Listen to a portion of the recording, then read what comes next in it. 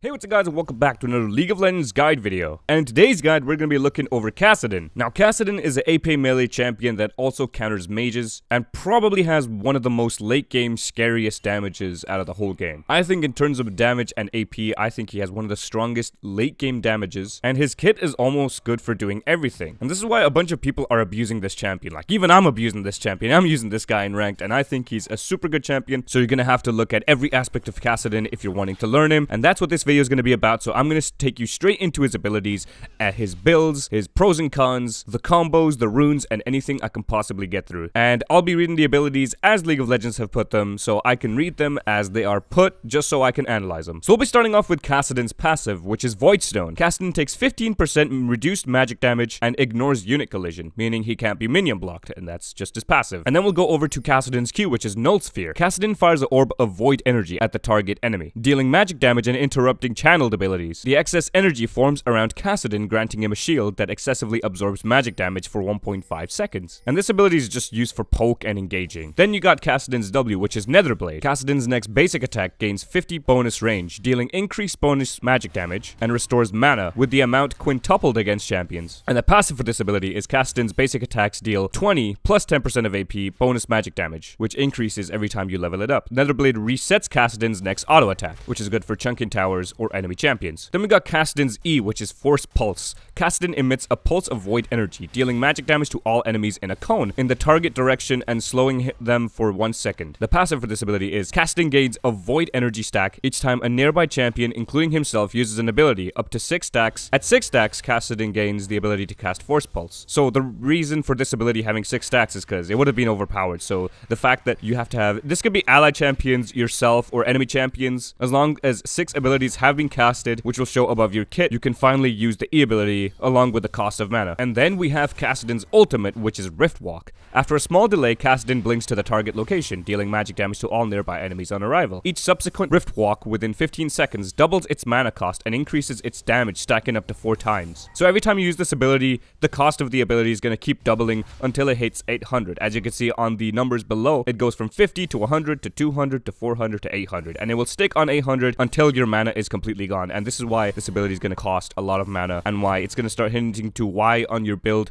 you're going to build some mana. So that was pretty much Kassadin's abilities. Like, all of his abilities are pretty simple, but his abilities are going to be used around for poking, for all-ins, and for farming. The Q ability of Kassadin can be used to pretty much poke on the lane. It's good against poking against AP mages, considering Kassadin has reduced magic damage by 15% on his passive, and he gets a huge magic shield whenever he presses Q. Now, this is going to be important for laning phase. And then his W ability can be used to farm up minions, as it will give you back some mana, and the ability only costs 1 mana to use anyway, so it's not going to really be a big hassle. Stabbing your enemies with the W ability will also give you back a huge amounts of mana, especially when you're building a bunch of mana as well, because you're going to get a bunch of it back to use for your next ultimate. Your E ability is probably your only source of clear. It's only going to clear most of the backline minions, along with leaving most of the melee minions damaged, but it's also got a heck ton of damage, especially for when you're using it on enemies. It would slow them down, and it's good to help you for gap closing onto them. And then when it comes to your ultimate ability, when it comes to fights, you want to try pre-stacking up the ultimate, because basically your ultimate stacks up to 4 times, and after that, that's the damage amount that it stacks up to, but it also stacks up how much the mana cost is going to be. So that's why you have to keep an eye on how much mana you're using when you're engaging, because one thing you need to do is, especially when you're coming back to lane, you can use your ultimate to walk back to lane, but only use the first 2 stacks, because it's going to only cost 50 mana, then 100 mana. After that, it's going to cost 200 mana, which gets too much for Kassadin, and I don't think that's good. So you want to only use 50 to 100 mana for when you're moving back to lane. And when you're about to go into fights, I think you need to stack up your ultimate at least 1 or 2 times, maybe 3 times. Pre-stacking your ultimate means the next ultimate that you use on the enemy, when you use your R on top of someone, is going to hurt them for more than your previous stacks. The higher the stacks, the more damage that you're going to do, which is why you build mana and ask for blue buff from your jungler. And this is why you're going to build sometimes some mana heavy items, because your W is going to help you sustain through that as well, and it's going to help you get back all your mana so you can reuse all your abilities once again. But the only problem that's going to be is when you're using your R consecutively and then you're going to escape, your R is going to cost a lot. Eventually, when you're trying to escape, it's going to cost a lot of mana, and when you don't have mana, it's going to be a problem. So the only way to do that is either stab him with your W or hope your mana will regenerate it just in enough time. Otherwise, you're going to have to find an alternative escape, or else you're just dead. Kassadin's R ability can be used over walls, much like Talon. You can jump over walls or use it like a flash. Your R ability is essentially just a flash, and you can go over walls, but remember, you don't always have to use your R ability to jump on top of your enemies, because sometimes that could be dangerous. dangerous. You could just use your R ability to move in front of your enemy, and you can poke them down and get back out with your R ability. You don't have to always jump on top of them if it's not necessary or if it's going to put you in massive danger. And then when it comes to team fights, Kassadin is super strong because his E ability is always going to be up considering so many abilities are going to be casted. But we'll be talking more about team fighting later. So when it comes to maxing abilities with Kassadin, I think solely it's going to come down to what kind of matchup you have. If you have an AP matchup, you want to max your Q ability considering your magic resist shield will go bigger every time you max it, along with the damage and the amount of poke that you get. It also allows you to cast it more frequently. Then you want to max your E considering there's so much damage coming out of it, along with the slow and the wave clear. Then you want to go maxing W so you can get the stabbing damage, and then you want to max your ultimate as much as you can. Now when you're fighting an AD matchup, because Kassadin does struggle with AD matchups considering his passive and his Q is useless, you want to max E whenever you're going against AD champions, but you still want to start QWE. But when you get your E ability once after that, you'll want to quickly max that as soon as you can when going against AD matchups. Regardless of going on Kassadin, you're always going to start Q, W, then E. But when you're fighting AD matchups, you want to max E. If you're fighting AP champions, you're going to max Q. And then if you do a Sheen rush, or if you look to get Sheen, you can max your W as well because there's a lot of damage potential that comes out of your W along with the Sheen proc. But that's just optional, but I do heavily think on the Q max on AP champions and E max on AD champions. And then obviously you're going to put points in your ultimate whenever you can. So now that we've talked about Kassadin's abilities, laning phase, and ability maxing, we're going to move over to his runes. Now there are two top runes that everybody is using with Kassadin, and this is the one that I mostly think is going to work because everybody has been using this one because champions have now been seen differently that don't have sustain within their kits. So firstly, I'm going to show you Kassadin's precision page, which goes Fleet Footwork, Triumph, Legend Bloodline, Coup de Grace, with going Domination Secondary, taking Taste of Blood and Ravenous Hunter, going 2 Adaptive Force runes and 1 Magic Resist rune. Now Fleet Footwork has been taken on a lot of champions that do not have any sustain or just very little sustain. And Fleet Footwork is mostly like an ADC kind of rune, but this has been used mostly on assassins and AP mages very recently, considering it helps them with the movement and also the sustain. When you're walking around and you're building up the stacks of Fleet Footwork, you can attack a minion or a champion and you get some healing along with some move speed. So you can build up that move speed, hit a minion, walk up to your enemy champion, Q them, and then walk back. It does help to get a lot of movement, and I think this will help you for all-ins as well. For when you're getting the movement, you can jump in on the enemy as soon as you can with the RQEW combo or RQWE or any kind of combo like that. And then you can go Triumph so you get the health restoring, going Legend Bloodline to get all the amounts of healing that you can get, considering it now stacks up to 20 instead of 10. And then Coup de Grace, of course, you're going to do more damage to less health champions, which is essential for most assassins or for most burst mages. And then Taste of Blood and Ravenous Hunter explanatory to why you're going to get some healing. And of course, you want to go roaming a lot as well so you can get your Ravenous Hunter stacks. And this is pretty much everything to get all of the lifesteal and healing that you can get, because Kassadin cannot heal at all from his kit unless you bought an item that would let him. But going these kind of runes is actually really beneficial, especially for laning phase, because it prevents him from getting bullied so hard into getting no health and having to back or die. Even people who counter Kassadin have to put in more work, considering that you have to go all of this lifesteal and healing. The amount of sustain that you get from this is going to benefit you so much into the mid and late game. It helps you keep in fights, and it massively helps you in the laning phase. Then we're going to move over to Kassadin's Assassin rune page, with going Electrocute, Sudden Impact, Eyeball Collection, and Ravenous Hunter, taking Transcendence and Gathering Storm on Sorcery, going 2 Adaptive Force runes with the Magic Resist. Now, Electrocute is super easy to proc on Kassadin. All you gotta do is go in Q, W, and auto attack. Or you could do it the other way around, Q, auto attack, W, because Kassadin's W is counted as an auto attack reset only when you press it. So you can shove in an auto attack and then press W straight after, because it will reset it and do more damage, and it will instantly proc Electrocute. Then you can go Sudden Impact, so when you blink onto an enemy using your ultimate, it will do a heck ton of damage because it's going to have lethality and magic penetration. Or if you want, you can go back to the Taste of Blood option. Then you can go Eyeball Collection or Ghost Paro just to get extra damage for the vision denial and for warding, and then Ravenous Hunter to get a bunch of healing after taking down the enemy team or when you get an assist on each champion. And then you go Sorcery with going Transcendence, and the reason you go Transcendence is because you get the 10% CDR at level 10, considering CDR can be really important on Kassadin, because when you go max CDR on his ultimate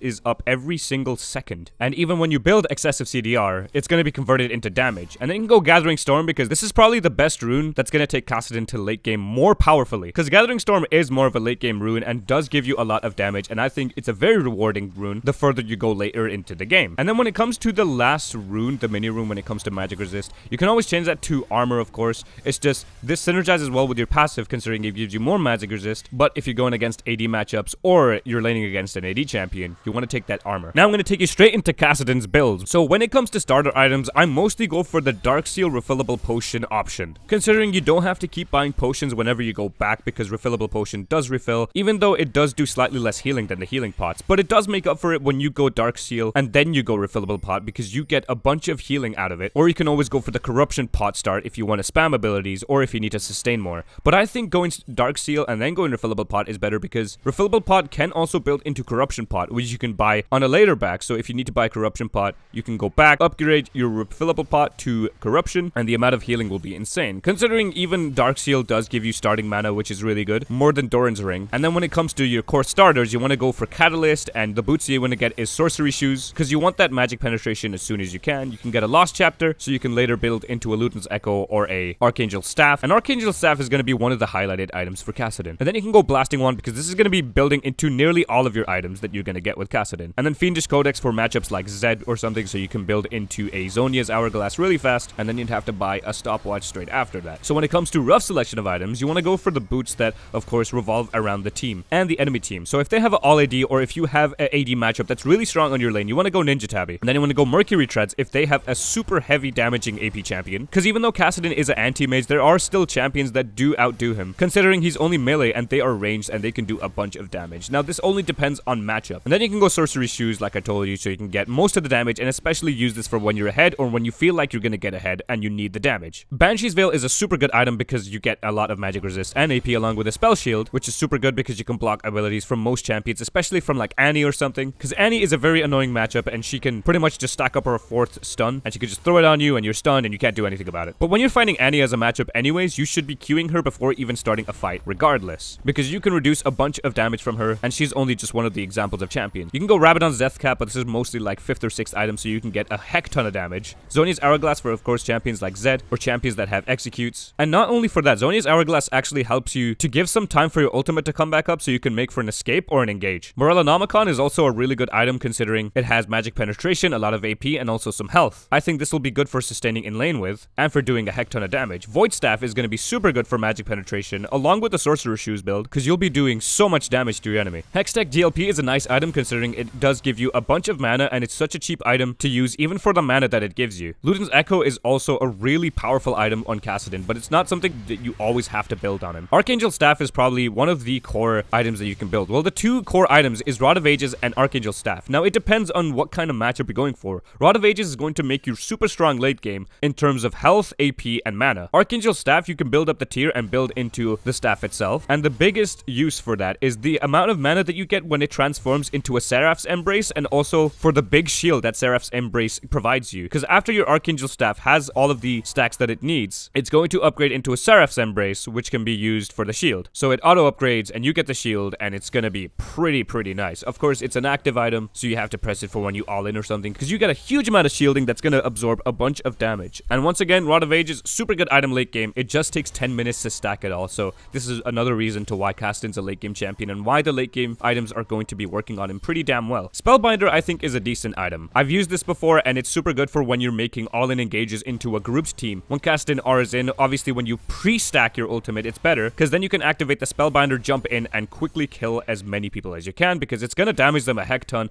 and it's going to help your team to jump in as well. Liandra's Torment is super good against tanks, especially when Kassadin's not 1- or 2-shotting them, because sometimes Kassadin does 2-shot tanks as well, but Liandra's Torment is going to help you progressively damage them more, especially with the burn, and it should probably be built like 4th or 5th item. And then Lichbane is super good for the amount of W stab damage that you can get, because your W does a heck ton of damage and works well with Sheen, and Sheen builds into Lichbane, which does a heck more damage, along with this item giving you more burst potential. And then if you are so far ahead and you haven't died yet, you can get a Medjai's and you can further build your Dark Steel stacks into 25 stacks, and you can do a heck ton of damage. And then when it comes to having your full build, you want to get your Elixir of Sorcery, buy control wards occasionally, or whenever it's important, getting blue wards when no one else has, or getting oracles to deny vision, especially for when you're roaming, because when Kassadin's roaming, you're going to be having to deny vision or avoid vision, and he can use his ultimate to jump over walls, just more like Talon, to avoid wards and to move in on enemies in a different way. And then when it comes to example builds, this is just an essential late game full AP Kassadin build that's going to pretty much one-shot nearly anybody on their team. Because there are 3 items here right now that have magic penetration, which are the sorcery shoes, the Morellonomicon, along with the Void Staff,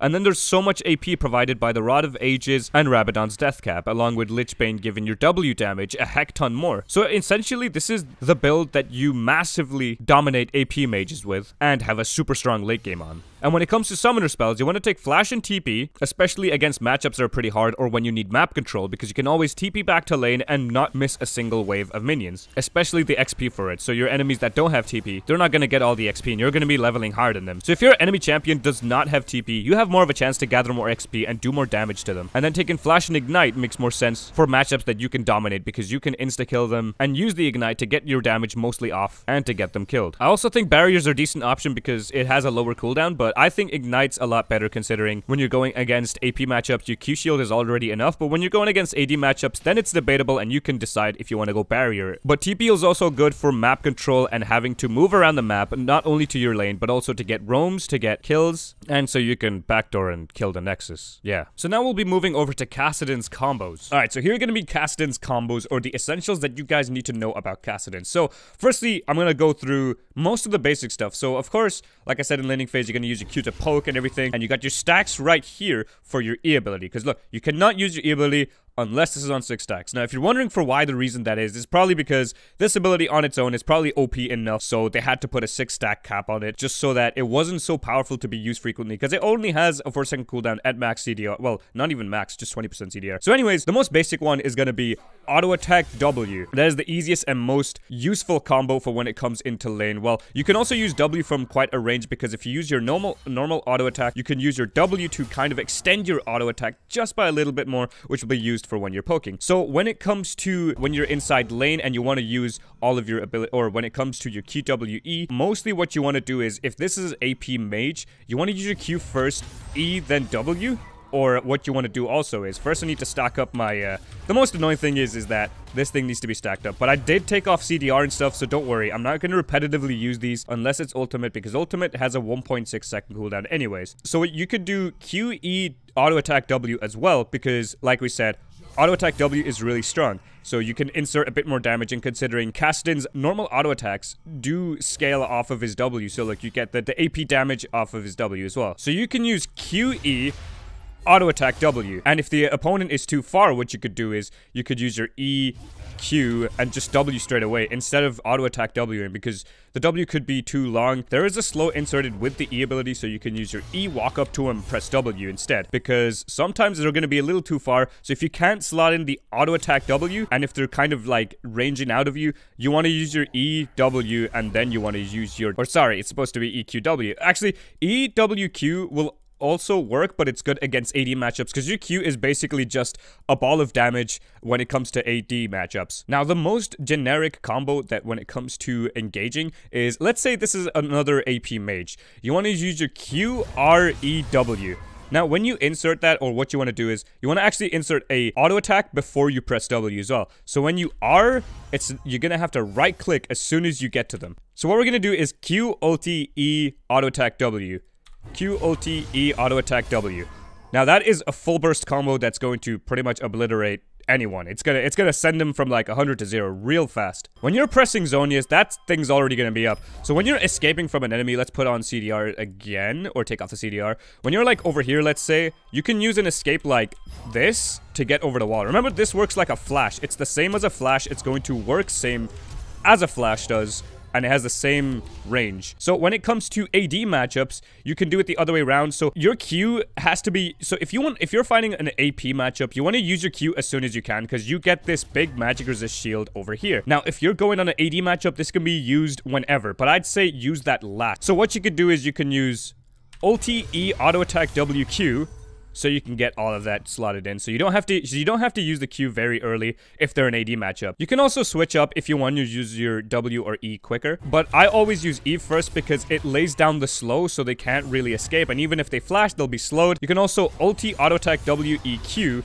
Now this all revolves around what kind of matchup you're going up against. Now another thing you can do with Kassadin is before you're casting your ult, you could also flash, so you could actually jump onto your enemy sooner, and then you can use your all in. Because remember, your ult does not have to be used always on top of them. You can always use your, here, let me quickly get back my E up because that's a very annoying thing to be dealing with. Alright, so you can use your R to also get closer to your enemy because when you do this and then E, they're going to be slowed so you have enough time to W them and then Q. If they're AP matchup, then you want to Q them first. So remember, the sooner you use it, it's better against AP champions. If you use it later, it's good to poke them off if they're not AP champions. Flash can also be used as a redirection. So let's say this enemy was throwing an ability right here that would probably be a killing blow to me. So what you could do is as soon as I R on this guy, I can flash up here to avoid the ability. And because I've already pressed R, it's going to jump from here to there. So if I do this, it's going to flash here and quickly jump here. So whichever direction I flash in, it will dodge whatever's coming in that way. But wherever I originally pressed R in is going to go into that intended place. So if I press R here and flash here, it's still going to jump here onto the enemy. You can also do this in other places. So you can do like this or like this. Or something stupid like that. But it's, of course, it's up to you. So you can always flash ulti E, W, Q, which is going to be the easiest combo to pull off. And then the last combo that you can try is you can use your Hextech GLP to apply the first slow. And because you have your E, that can apply the second slow. So what you could do is you could use the GLP to get in range, press R, press W, Q, and then E so that they're staying in range and you can still drop a few autos while they're walking away. So you could use this whenever you can. I'd say you could also, let's quickly build up my E real quick and then I'll show you what I mean. Alright, so you can use R, E, W, GLP, Q, and all of the little thingies are going to go inside them. Like, it's just for the purpose of slowing, which is good for team fights because this, not all of them, like, it doesn't matter how many hits one champion, it's going to do the same damage. But the more it spreads out to more champions, it's going to spread out the damage to more targets and do more damage to them. So it's better to hit it on multiple targets than just one because it's not going to do anything. So you can use R, oh wait, I need to, before I do that, I should build up that. R, E, Q, W, GLP. And then it's just going to spread on everyone. So that's pretty much the generic and easy combos for Kassadin. So now that we've looked over Kassadin's combos, we're going to summarize with a bit of pros and cons for Kassadin. So when it comes to pros, Kassadin is probably the most strongest champion late game. And this comes to AP damage wise. He's amazing at snowballing because of his ultimate and his Q shield, along with the passive of having to move between minions without having to get blocked. And he can't get body blocked by enemy champions. Kassadin has really good mobility when he has ulti, so he can be using it for roaming and so he can avoid vision from the enemy team. He has insanely high burst, especially when you have all of your abilities up, especially when having E up with all the maximum stacks. Kassadin is super good against mages thanks to his Q ability and his passive, considering they both provide magic resist. Kassadin's Q ability also stops channeling abilities, and Kassadin's W gives him nearly all of his mana back so he can keep sustained in fights for when it comes to bringing back his mana, along with having to go with the runes that I told you so you can sustain your health as well. And Kassadin's ultimate makes for great engages and great escapes. And then when it comes for the cons of Kassadin, he is very weak early game. That's one thing that I need to highlight about Kassadin. He is going to be very weak early game, and it all depends on how many kills that you can get early game or how many minions you can get. Minion farming is very, very important. Using your W to help you get farm is very important as well. You can also use your E for the backline wave clear and using your Q to farm. It's nothing wrong with using your abilities to wave clear. I think your ultimate and E are the best wave clearing abilities, but you gotta be careful, especially when using that. So when it comes to the laning phase and your enemies either backed or they've gone to roam and you have a big minion wave to deal with, you have to clear that as fast as you can, and the best way you're gonna do that is your ultimate and E. Kassadin is quite weak against AD matchups because his passive and his Q ability doesn't really do anything against him, considering they both have magic resist for AP champions. Kassadin has a lot of hard counters as well, like especially the ranged champions that are AD, they're very, very bad for Kassadin. Kassadin's ultimate can cause mana issues considering it keeps doubling and keeps using up the mana bar, so you're gonna have to either use W or build mana items to make up for that. Kassadin's E ability is only up after 6 stacks, which is very annoying sometimes, and that's because you're also paying with mana for that as well. And Kassadin's power spike at first is only at level 6, so even before that he is a lot weaker. And Kassadin does have weak wave clear. Only his ultimate and E can be used for it, and E is only up after 6 abilities have been cast within the range of Kassadin. So it's not really that beneficial, so you might have to make up for it for going like GLP or Proto Belt, something that will help you wave clear along with that. Now that we've gone over Kassadin mostly, I'm going to quickly tell you about his matchups before ending off this video. So Kassadin's matchups are very difficult to fight, especially when they're AD champions. Champions such as Talon really do dish out Kassadin Kassadin's health, considering Kassadin has to be really close to use his abilities, and his passive and Q is not going to do anything in order to resist his damage. When you're fighting Talon, Zed, Yasuo, or any of these strong AD champions, you want to go Ninja Tabi, especially against people like Pantheon, because champions that stick to you better and they can do more damage close range, you want to avoid them and you want to look to get them more in the late game rather than going for them in the early game, because they will kill you, they will get the advantage of you, and you're not going to have a late game if you're feeding or if you're not having any minions. Heimerdinger is also a very strong matchup against Kassadin, considering he can sit back and put the turrets down. Mordekaiser's pretty strong, considering he has to be close range for you, so for him to get his W heal, to get his Q damage off, and to get his E damage off. Plus, when he has Rylai's Crystal Scepter, he's good at sticking onto you. Kha'Zix is also a difficult matchup to fight up against, considering he's a good champion at sticking to you along with Rengar. Fizz is pretty damn strong, considering he can dodge pretty much anything of yours using his E ability. Jax is a super strong matchup, considering he's also got abilities to stick onto you along with stunning on you. Zed is very strong, considering he has one of the best AD bursts, and what's wrong with that? It's the fact that Kassadin does not resist against AD very early in the game. This also applies with Yasuo. Yasuo is just Yasuo. That's all you need to know. And then slowly when it transitions to what Kassadin's strong against, it goes slowly towards LeBlanc from what Kassadin is weak against, as LeBlanc has very good burst, but the best way to avoid her is to freeze the minion wave outside your tower so you can get your jungler opportunities and you can get some poke off, and so it forces her to dive you so you can get more damage off on her. But especially when you're fighting LeBlanc, you want to use your Q before you engage her at all times, considering she has so much burst within her kit. And just when she uses her W without having ultimate, you can prepare to do an all-in where she's gonna return to using your QREW combo, and she'll probably either flash, or if she has ultimate, she'll be using that ulti to get out. And then when it comes to matchups like Karthus or Brand or Katarina, even Veigar, these kind of champions are weak against Kassadin. The only reason is because Karthus's Q is not the easiest thing to land, although it does have quite a delay to land, and even though he has a slow and he has a big damaging ultimate ability, Kassadin can resist against most of that, and he can use his ulti to get out of his slowing wall. He can do pretty much the same with Lissandra, also he has that magic resist to resist against her, and his all-in is pretty strong against her as well. Even though she ultis herself, Kassadin's already got his ultimate up to use for her next location. Katarina does mostly get destroyed by Kassadin, only because she has to risk picking up daggers to actually get closer to Kassadin, and by then that happens, Kassadin can press Q on her, press E, W, maybe ulti as well. Veigar, when he tries to E, Kassadin can pretty much jump or pretty much teleport over his E ability so he cannot get stunned. And when it comes to Ahri, you want to try avoiding her charm the most, and of course, because she's an AP matchup, you want to use your Q before using any other ability to jump in. So the most basic combo that you want to use is QREW, or QRE auto attack W. The same works for Annie. You want to use your Q ability to poke her the most, so you can also have your magic resist shield up. And also, when she's using an ability on you and you cannot reach her, considering your melee, you can also Q enemy minions to bring up the same exact shield. You don't always have to cast it on enemy champions if you cannot reach them. So these are pretty much just a handful of champions. Like, these are the champions that Kassadin will be either weak against or strong against, but it all determines on your playstyle and how they play as well. So if you want to know more information about Kassadin's counters or what he's strong against, then go ahead and put it in the comment section below and I will let you guys know. So anyways guys, that was pretty much Kassadin all in a nutshell. If you guys want to see more videos like this and more guides, go ahead and put it down in the comment section below, because I'm also taking suggestions off people that are wanting me to make new guides for them, because I really enjoyed making this guide along with my other ones, considering I'm a big fan of Kassadin and he's a really strong champion and I really love playing with this guy. So if you consider playing this champion, go ahead and please do so. You can go put in the comment section below any other things that you want to know about Kassadin before jumping into games. Otherwise, jump in a game, have fun with him, and I think he's gonna be super strong and very good for you to play. So anyways guys, thanks for watching. Please leave a like, comment, and subscribe, and I'll see you guys in the next video. Peace!